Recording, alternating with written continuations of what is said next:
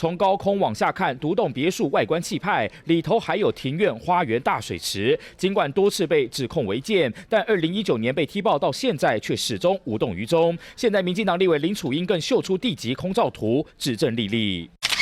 由地籍空照图来看，张荣卫取得基地3743平方公尺，但农舍建筑就占了479平方公尺，建物周遭更都铺上砂石，整个基地几乎成了水泥地，无法耕作，被质疑完全违法。因为按照法令规范，农舍用地不得大于农地的10%，得保留90%作为农业生产使用。铺水泥的意思就是它可能用来做车道或其他的使用。张丽善上任之后到现在完全没有处理，那么这不就是严家的 翻版吗？喊话一定要彻查，毕竟看看青埔宫，从2016年扩建施工之后，2018年摇身一变成了豪华别墅。今年最新空照图确实都铺上水泥，而才刚经历中2区补选，揭发严家违法占地的民进党立委林静怡也看不下去。 揭开了这么多非常严重的这些弊案，地方政治的文化改革更加亲民是很重要的一个阶段。张荣卫前县长的住所，目前是合乎规定。